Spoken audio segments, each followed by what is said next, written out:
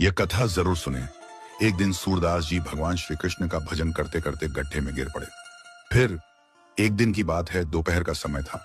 धूप तपी हुई थी और सूरदास जी अपनी लकड़ी की छड़ी के सहारे धीरे धीरे आगे बढ़ रहे थे।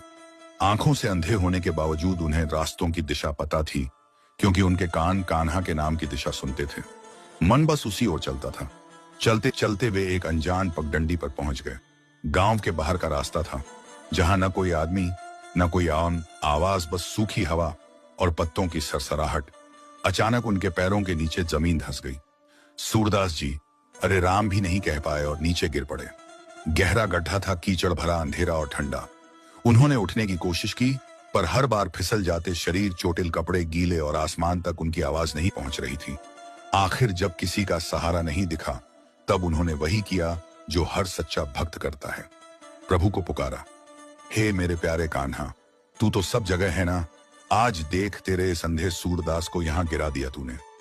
अब क्या तू मुझे अकेला छोड़ देगा? उनकी आवाज में इतना प्रेम, इतना विश्वास था कि वह हवा में नहीं खोई, सीधे द्वारका पहुंच गई। और उस क्षण भगवान श्री कृष्ण, जो अपनी बंसी बजा रहे थे, अचानक ठिठक गए। देवता बोले, प्रभु क्या हुआ? कृष्ण मुस्कुराए और बोले, मेरा सूरज सुन रहा है, उसने पुकारा है, अब मैं कैसे न जाऊं। क्षण भर में एक नन्हे बालक का रूप धारण किया, पैरों में नन्ही नन्ही पैजनियां और चेहरे पर मासूम मुस्कान। धरती पर उतरते ही उनकी पैजनियां छन छन बजने लगी। वो धीरे धीरे गड्ढे के पास पहुंचे, नीचे झांका और कोमल स्वर में बोले, अरे बाबा, नीचे क्या कर रहे हो? सूरदास जी चौंके, आवाज इतनी मीठी जैसे मिश्री घुल रही हो। कौन है रे तू? उन्होंने पूछा।